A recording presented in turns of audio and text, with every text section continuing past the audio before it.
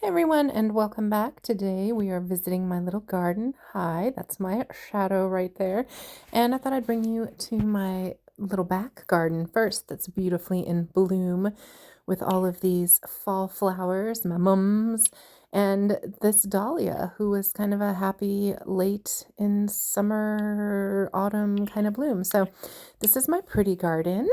I was gonna show you a little glimpse of her before I take you around front where my little gnome usually lives. I love these flowers because they're good for the bees and the other pollinators in the autumn time. Here's my little front porch corner sort of area. This was a fern that my little gnome had lived in. You can see her time is done for this season. She'll come back soon in the spring. This little tree needs a new spot, I think. I don't think she gets enough sunlight up here. It stays kind of shaded. So without further ado, let's move on to our little gnome guy. Here he is, my little garden gnome, and I think a little piece of him just fell off right there. Um, so just a cute little guy. I think he came from the Dollar Tree. Honestly, my mother had given me that fern plant and he was in there. I think she had gotten him from the Dollar Tree. So really faded out, even in that kind of shady spot out there. It's just totally bleached out from the sun. I noticed when I picked him up yesterday, I washed him off pretty good, and ooh, I don't like how that feels. So I was trying to figure out what was going on. Like, some of the paint is definitely peeling and cracking. This right here, it looks just like concrete. It's just coming off dusty on my thumb, so I'm not going, oh, and I don't like how it feels at all. But it's just a little bit on the bottom that's cracking off, and there are a couple places that are chipped. So I'm not going to worry about trying to take any of this paint off.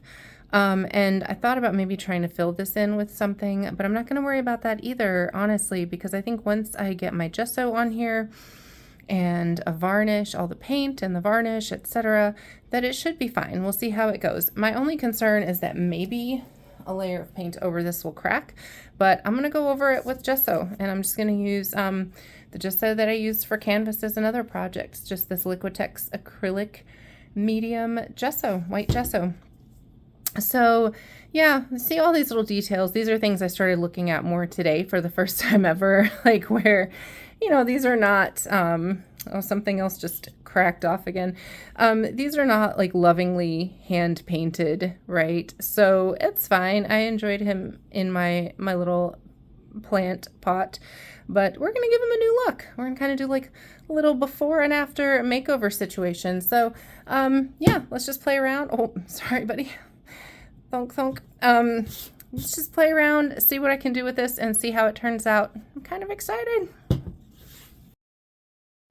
So first things first, we're going to get a layer of gesso on. I just kind of roll the bottle, try not to get air bubbles in it or anything. I also don't mix my gesso with water anytime I use it because that can tend to cause it to crack. So just going straight in with the brush onto the little gnome guy, and I'm using kind of a medium round brush just because I feel like it would cover really well, and it did. It kind of got into all those little spaces and all those little, you know, like nooks and crannies and things. So just getting a really good layer of this on there.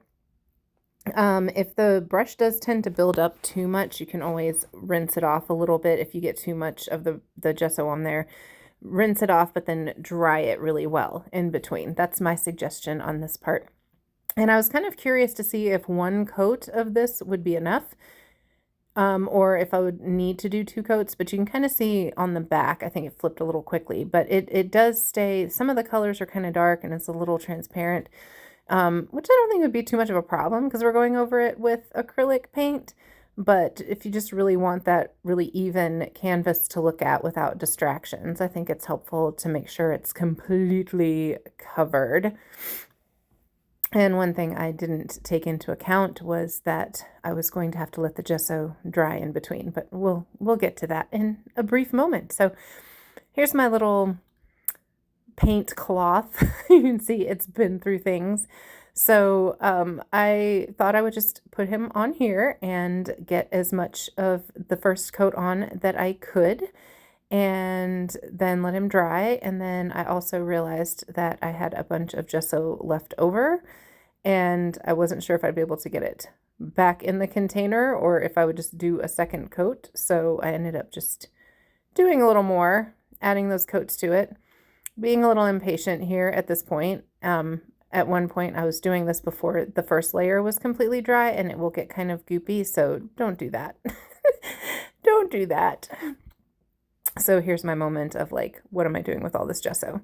And so I thought I would just let him air dry, but I have no patience. So I decided to bring my hair dryer out and I thought maybe he had tipped over and I made a big stinking mess on the back of his head because the cloth was moving. But no, he's actually really, really top heavy. So you see him kind of blowing around in the wind. And so I decided to do this because I'm silly, just to see if the air from the hairdryer would actually knock him over. And there we are. So anyway, here I am drying that brush off. The first layer is completely dry now, so I'm going to get his little tushy all covered and seal up some of those cracks and things and get a nice coat of this on there. Kind of seal all that up, protect it a little bit, and back to the hairdryer. Got a little updraft in his underpants, but that's okay. We're going to get him dry and get to the painting very, very soon.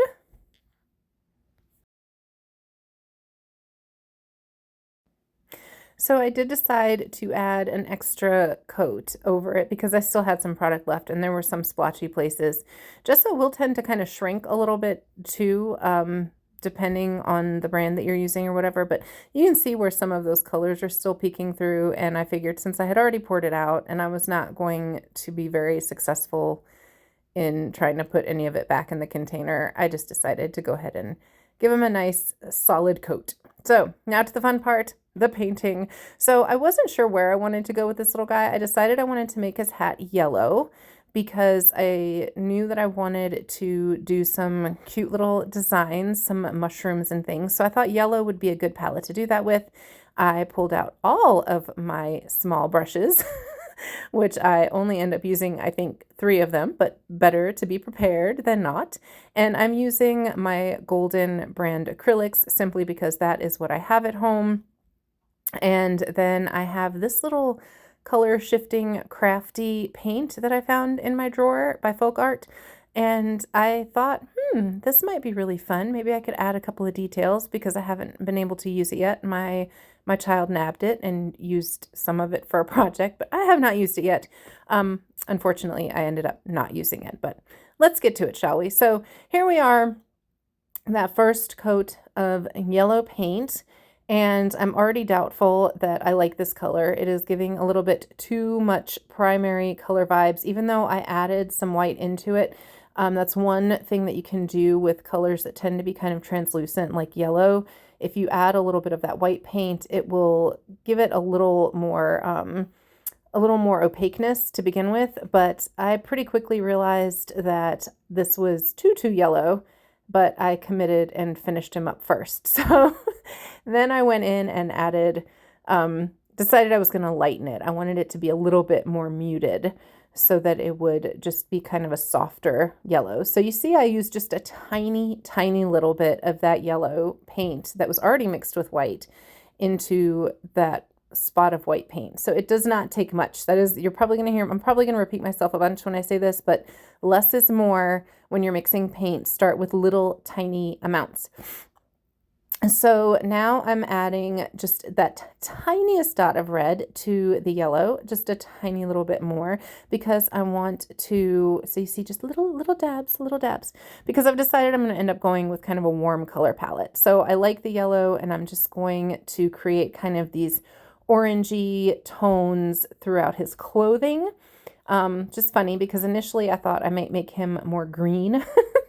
But like kind of a green man, like a very, the green man sort of motif, that nature dude. But I decided on the yellow hat and then I thought the green would be weird. So we're going to be working with the warm tones, with the oranges and the red oranges and so on. So here we are with this kind of yellow orange for his shirt, and I'm using a smaller round brush this time because it's really getting into all those, you can see those little sort of crevices on his sleeves, the little folds on his sleeves and all these round places. So I felt like that smaller round brush was working pretty well until at one point I realized a little bunch of bristles was kind of being rebellious. So I ended up switching it at some point. But yeah, flipping him around, just flip him around, get him where he needs to go. And then I thought I was done, but I realized that this was his shirt on the bottom underneath the belt. So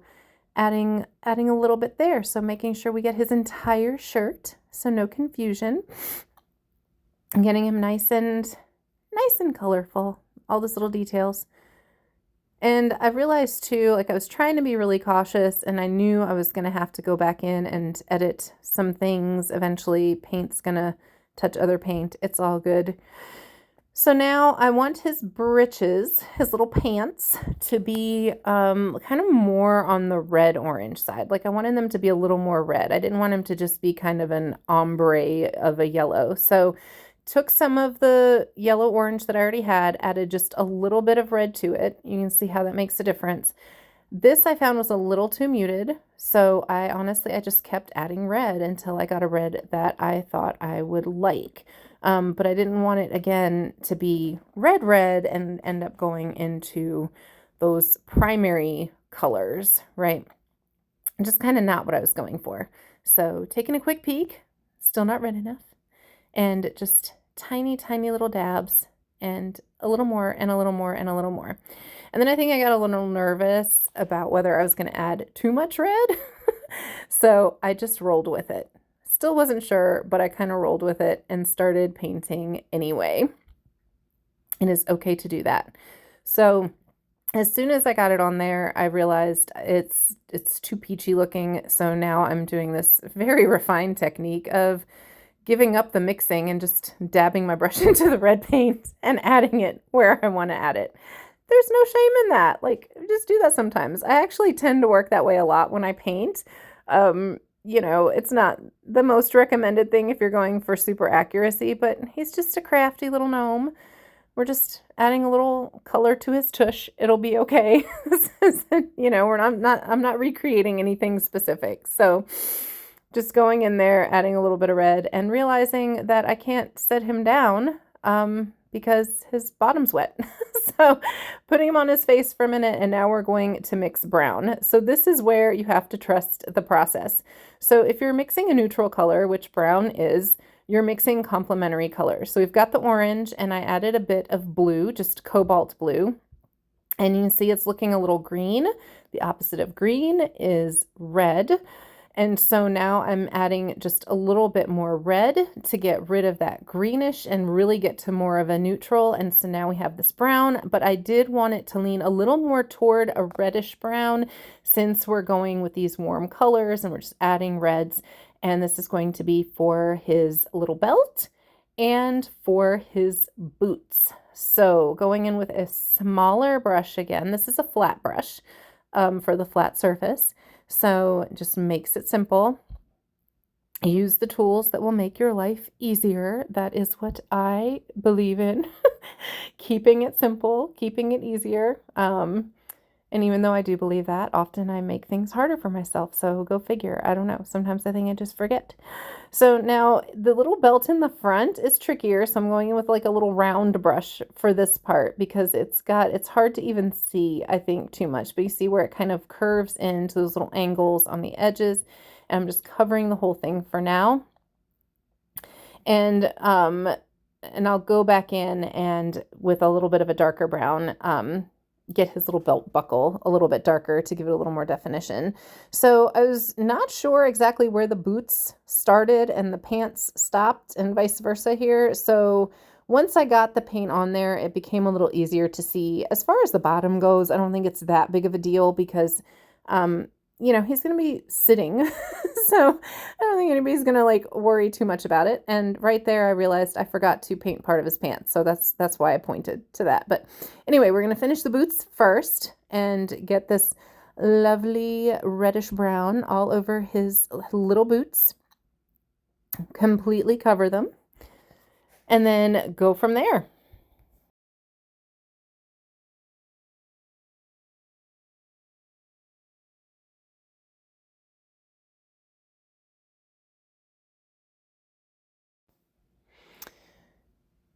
And trying to avoid that middle part. And now I'm going to go back in and just pick up some of the paint I still had there and finish his little pants right there, his little area, his little pant area. We'll just call it that. And setting him aside to dry. And while he dries, or after he dries, rather, I'm going back in just to clean up some of those edges where some of the orange got a little bit more onto that yellowy, and just cleaning up as I go with this while I have the paints here in case I end up using the paints or they start drying up, so on and so forth. Just trying to be very mindful of my craftsmanship and keep it tidy as we go.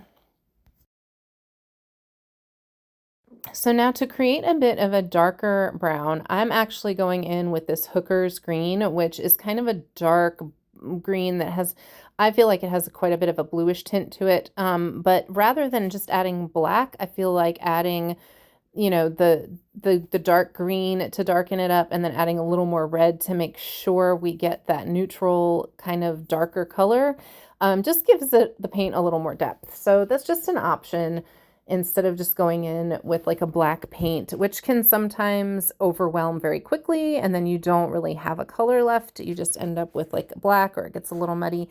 So I'm just adding a little bit of this in there and kind of coming back to the green theme that I initially wanted to do for the little guy. So we're going to kind of play with that a little bit with the warm, you know, the reddish yellows and the reddish oranges, not really reddish yellows, but the reddish orange and the reddish brown on the boots, and start adding a little bit of that green because I'm going to actually use that when we get to his beard for the gray part of his beard. It just adds a little color contrast, you know, so that he doesn't become sort of monotone. So I'm going to be bringing in a little bit more of the color palettes. And right here, I'm just going in with a tiny brush to, not so tiny, but with a small round brush to add that darker color to his belt buckle, just sort of tie everything together. So now for his skin tone, I'm going with kind of a paler, pinkish, peachish skin tone. And for that, it's just basically orange, right? So I did orange with a lot of white in it already, and it was still too dark. So I just added some white, put a tiny little bit of that orange peachy mixture in just to lighten it a bit. And then we're going to come back to that darker mixture and add a little, you know, a little depth. I wanted him to have like cute rosy cheeks. Like he's blushing. He's a little bashful. He's just cute and adorable and sitting outside with his little gnomish self, his little magical gnome ways. So I'm just covering the entire face. I'm not worried about avoiding the eyes or anything else because all of those details are so small that it's just, I'm going to go over those later with whatever colors I need to for his eyes to add the details and so on. You know, again, like just layering the paint on top of itself, because otherwise if I try to do that, I'm just creating stress, and we don't want stress. We just want to have fun painting our happy little character here.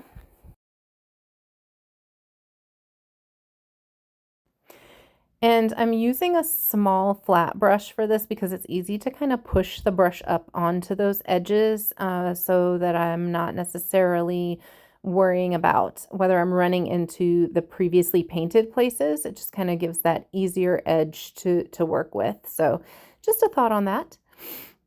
Get his other little ear dry. One thing I love about acrylic paint too is that it dries quickly, which is great for me. So I don't have to wait a long time in between to get to the next step, to the next layers. So now I'm just mixing a little bit of that darker color that we mixed previously and a little bit of the lighter one so that it's not too overwhelming, giving him a little blush and a little depth in his ears. just right up to where those lines are. And then I'm going into kind of like his eyelids as well. And then I realized, I think I thought I was recording at one point and I wasn't. So at this point, after I did all of that, I just took a little bit of the red. I want to give him kind of a rosy nose because I just thought it'd be cute. Little bashful little boop, little rosy nose, just to give him a little extra bit of color right there. Yay. And then going in with the darker colors into his mouth, kind of giving that a little bit of depth so it's not so flat as well.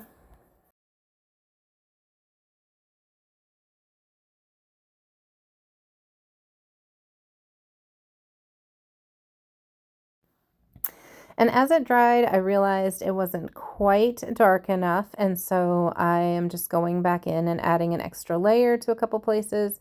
It's making his eyes look a little creepy, but it's okay. And then I'm going ahead and adding a bit of the white too with a tiny brush. One thing with acrylic paints that I wanted to mention as well, when you're layering up like this, it's, you know, the acrylic paint will tend to kind of dry a little darker sometimes then you mix it. So that's just something to keep in mind as well. So going in with a little bit of that hooker's green and a little bit of white and giving him some eyeballs, giving him some little green eyes, coming back to my little green theme. And so now we're going to mix the beard color. And this is again where you just have to kind of trust the process, right? So I did a little bit of the hooker's green and then the red. So a little more of the green because it's looking really, really red. And then when you have a color where you're not really sure, adding a little bit of white can definitely help to clarify where you're at with your color mixing process. But also I don't want his beard to be that dark anyway. And now you can see this beautiful, see, adding that white. It's magical. You can see the gray that we got from mixing those two opposite colors. Yes, isn't it gorgeous? It's a gorgeous little sort of steely greeny gray. And so I'm doing this as the first layer for his beard.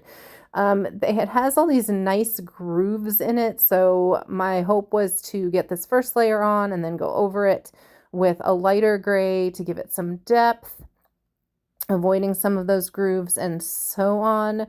And you can see where it's got that little bit of a green tint, which I am loving. That is what I was going for. There he is. He's looking a little youthful.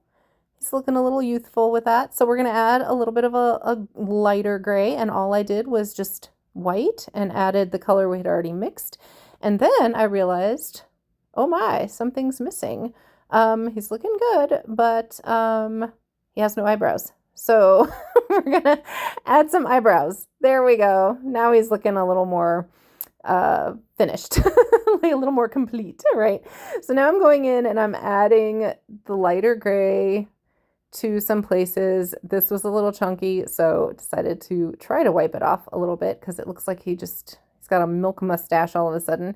Kind of clean that up a bit. But yes, so now I'm just going to go in and I am going to add this lighter gray to places to kind of accentuate, trying to keep it a little bit more on the top. And yeah, give him a little silver shine.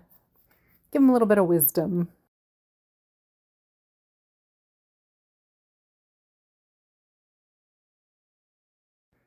It's really easy to overwork places like this, I find too. So I tend to kind of work all the way around and I flip back and forth. I'm going to blame my ADHD for that. I never really realized how much I do that until I kind of started watching the playback of this as I was cutting all the pieces together. And I just kind of go back and forth and all the way around. Especially with three-dimensional things, though, you kind of want to keep an eye on what you're doing all the way around the project, I guess, as well. So now I have all this leftover paint. I'm not going to just get rid of it. I have this plastic bag that is supposed to be for two-dimensional artwork. It is a little jacked up, so I'm just going to tuck this in here, waste not, want not, and set it to the side. And that's another great thing about acrylics is that you can put them in some plastic, save them. They're good to go for later. So busting out the Poscas. I've got all of these Poscas and I'm going to use these for the little details. These nice little fine tips right here to get into that eye area because, again, less stress is good. And I have a few of these that I haven't used yet. So these I couldn't remember the colors, so I'm doing some color swatching before I go in on his little hat. And that one was not yet ready, so I had to get that one ready. So trying to decide what colors I was going to do, scared to commit a little bit. I was also a little nervous because you can see how bumpy his little hat is. And I just knew I was going to end up slipping everywhere and destroying. So I just decided path of least resistance, just roll with where the little notches are and make it work. I'm going in with kind of a beige color Posca for the stems of my mushrooms. It's kind of hard to see here in the light, but I thought about outlining them in brown when I was done, but I thought that would look really weird. So I was like, I'm just going to make it work, and they should read as mushrooms, and we'll just roll with it. I'm just adding a few of the little white dots here with my Posca pen, a few details, and then I knew I wanted like some grass around it and maybe something else. So adding a little white details around those stems as well, trying to make them glow a little bit. So, and now we're going to just add little swooshes of grass with our Poscas. And I actually kind of liked how the bumps gave me some texture on the grass, the bumps on the hat. So it kind of helped to feather out some of those ends. And then I thought, oh, mushrooms often grow on branches. So let's just add some branches. They definitely don't grow like this out in the wild. I am fully aware that this is not accurate. This is not realism that we're going for here. But are gnomes really real? I mean, I guess that just kind of depends, but anyway, it depends on your point of view, right? Depends on what you want to believe. Believe what you want. Gnomes can be real. I don't care.